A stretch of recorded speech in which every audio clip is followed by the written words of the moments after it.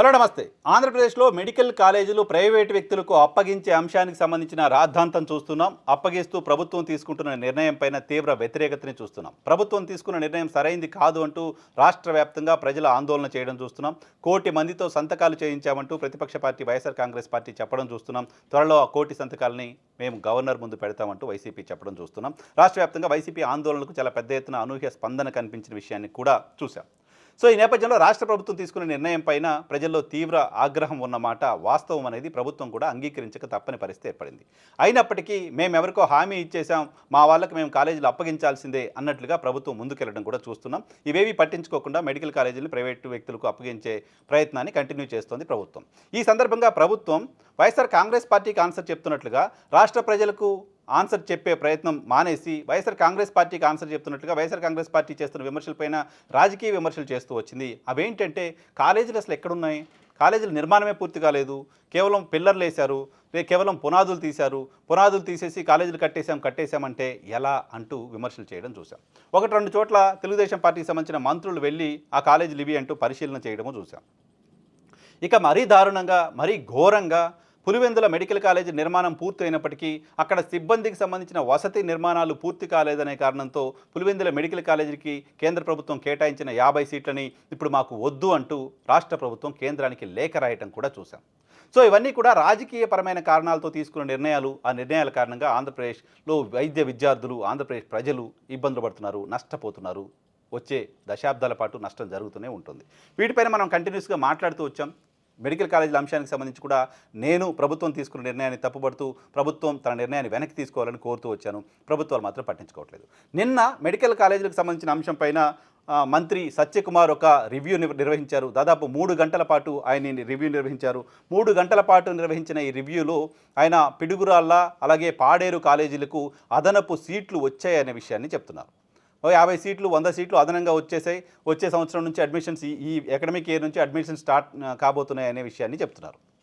So అసలు పాడేరులోనో పిడుగురాల్లోనో medical కాలేజీలే లేవు, పునాదులే లేవు, వాటిని పట్టించుకునే లేదు అన్నప్పుడు వచ్చే ఏడాది నుంచి మెడికల్ సీట్లు ఎలా వచ్చాయి?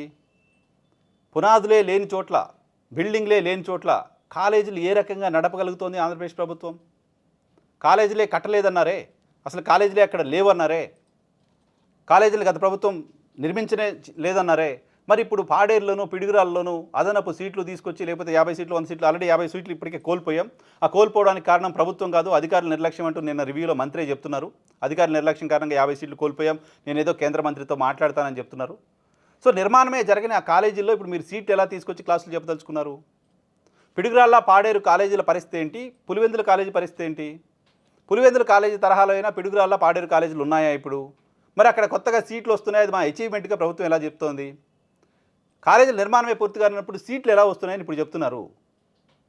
ఇప్పటికే 2 ఏళ్ళు అకాడమిక్ ఇయర్ పూర్తి చేసుకున్న కాలేజీలు కూడా ఈ 17 కాలేజీలు ఆంధ్రప్రదేశ్ రాష్ట్రంలో ఉన్నాయి. నిర్మాణమే పూర్తి కాలేదని పులివెందుల్లో మీరు సీట్లు వద్దని వెనక్కి రాశారు. నిర్మాణాలు పూర్తయ్యాయా? పాడేరు పిడుగురాళ్ళకి ఇప్పుడు మీరు సీట్లు తెచ్చినామని ప్రచారం చేసుకుంటున్నారు. సో రాజకీయపరమైన విమర్శలే కదా మీరు చేసింది, రాజకీయాల కోసం మాట్లాడిన మాటలే కదా మీరు మాట్లాడింది ఇప్పటివరకు. రాజకీయాల కోసం మాట్లాడి ఆంధ్రప్రదేశ్ రాష్ట్ర ప్రజలకు ద్రోహం చేస్తున్నారు కదా, ఆంధ్రప్రదేశ్ రాష్ట్ర ప్రజలకు నష్టం చేస్తున్నారు కదా. ఇంకా అత్యంత ప్రమాదకరమైన మాటలు ఈ సమావేశంలో మంత్రి సత్యకుమార్ మాట్లాడారు. చాలా ఆశ్చర్యం కలిగించింది ఆ మాటలు విన్న తర్వాత. ఏమన్నారంటే ఆయన తెలుగుదేశం పార్టీ మీడియా రిపోర్ట్ చేసిన దాని ప్రకారం ప్రభుత్వ కాలేజీలు అంటే, ప్రభుత్వ హాస్పిటల్ అంటే జనాలకు నమ్మకం లేకుండా పోతోంది. హాస్పిటల్లో ఆపరేషన్లు చేసి లోపల బ్లేడ్లు వదిలేస్తున్నారు, సూదులు వదిలేస్తున్నారు. ప్రభుత్వ ఆసుపత్రి కావాలంటే జనాలు భయపడుతున్నారు. ప్రభుత్వ ఆసుపత్రులపై నమ్మకం కోల్పోయే పరిస్థితి వచ్చింది. ఇవన్నీ సత్యకుమార్ మాట్లాడారు. వీటిని ఏమని అర్థం చేసుకోవాలి? ప్రభుత్వ మెడికల్ కాలేజీల్లో పనితీరు బాగాలేదు అంటూ ఒక మంత్రి అఫీషియల్గా చెప్పడం ద్వారా, మా వార్తల్ని ప్రజల్లోకి తీసుకెళ్లడం ద్వారా ప్రజలెవరూ ప్రభుత్వ హాస్పిటల్కి వెళ్లకుండా ప్రభుత్వమే మాట్లాడుతున్నట్టు కదా. అది వాళ్ళని వార్న్ చేసినట్లు, అది తప్పుల్ని సరి చేసినట్లు ఉందా? లేకపోతే ఎవరు ఇటు రాకండి ప్రైవేట్ కాలేజీల వైపు వెళ్ళండి అని చెప్పినట్లుగా ఉందా? వాళ్ళు రిపోర్ట్ చేసి చూస్తే మాత్రం ప్రభుత్వ ఆసుపత్రులు ఏమాత్రం బాగాలేదు, ఆ విషయాన్ని మంత్రే చెప్తున్నారు. కాబట్టి ప్రభుత్వ ఆసుపత్రులు పోతే మనకు న్యాయం జరగదు, లోపల సూదులు బ్లేడ్లు పెట్టి వదిలేస్తున్నారు అనే ఒక భయాన్ని ప్రజల్లో క్రియేట్ చేసినట్టు కనపడుతోంది.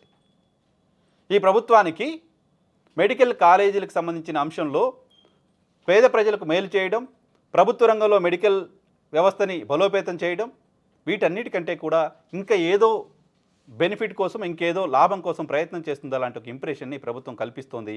మంచిది కాదు.